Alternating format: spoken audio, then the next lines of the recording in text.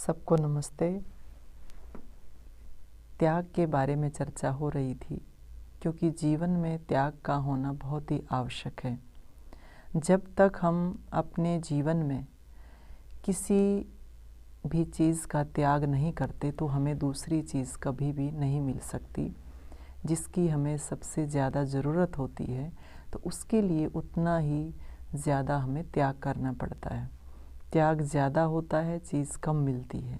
लेकिन त्याग 3 प्रकार के बताए हैं, जिसमें जो सात्विक त्याग है वही सबसे उत्तम त्याग माना जाता है।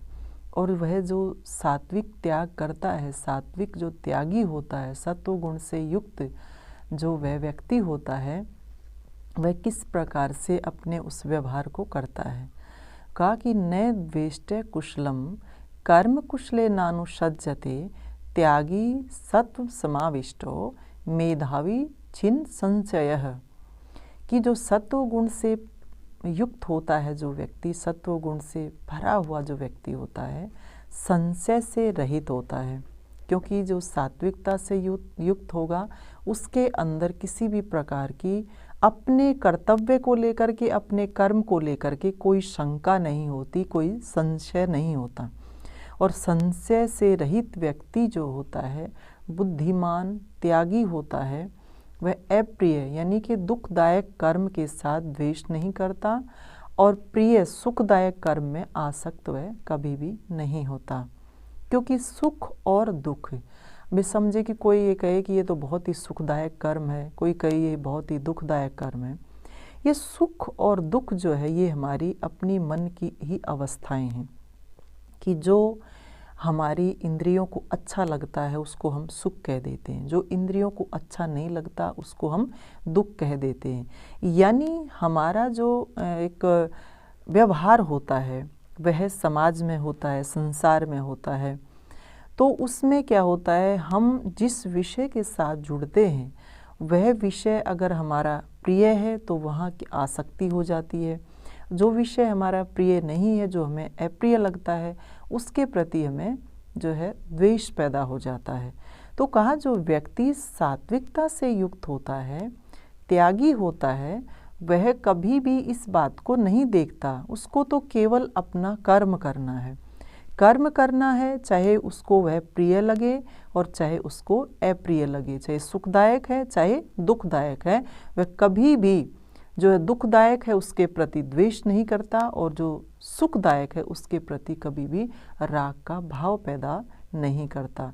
तो जो सात्विक त्यागी होता है उसका यह लक्षण बताया गया है, उसकी यह पहचान बताई गई है। और फिर आगे इसी बात को बढ़ाते हुए योगेश्वर श्री कृष्ण कहते हैं कि न ही देह भृता शक्यम त्यक्तुम कर्मान्य शेषतः यस्तु कर्म फल त्यागी स त्यागी त्यभिधीयते। कि किसी भी देहधारी से सारे कर्म छोड़े नहीं जा सकते, परंतु जो कर्म के फलों का त्याग करने वाला है वह त्यागी इस नाम से कहलाता है। ये कहा कि कोई भी प्राणी जो है ना, जो देहधारी है, जिसको शरीर मिला हुआ है, वह सारे कर्मों को कभी भी छोड़ नहीं सकता है, परंतु जो कर्म के फलों का त्याग कर देता है वह वास्तव में त्यागी कहलाता है। अब कर्म से तो सभी बंधे हुए हैं। इसमें बताया है कि कोई भी व्यक्ति, कोई भी देहधारी जो मनुष्य है वह कर्म के बिना रह नहीं सकता। वो कहीं ना कहीं किसी ना किसी कर्म से जुड़ता ही रहता है। वह शरीर से नहीं करेगा तो वाणी से करेगा, वाणी से नहीं करेगा तो शरीर से, मन से करेगा। कर्म वह अवश्य करता है, परंतु ये बताया गया है जो कर्म के फलों का त्याग कर देता है वही वास्तव में त्यागी कहलाता है। तो हमें भी अपने बारे में चिंतन मनन करना चाहिए, अध्ययन करना चाहिए कि हम कहाँ पर खड़े हैं, हमारी अवस्था क्या है, हम जो है किस वर्ग के त्यागी हैं, सात्विक त्यागी हैं, राजसिक त्यागी हैं या तामसिक त्यागी हैं।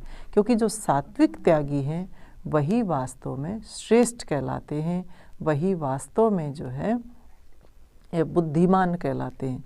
तो हमें सात्विक त्यागी बनने का ही प्रयास करना चाहिए। इन्हीं शुभकामनाओं के साथ आप सबका धन्यवाद। सबको नमस्ते।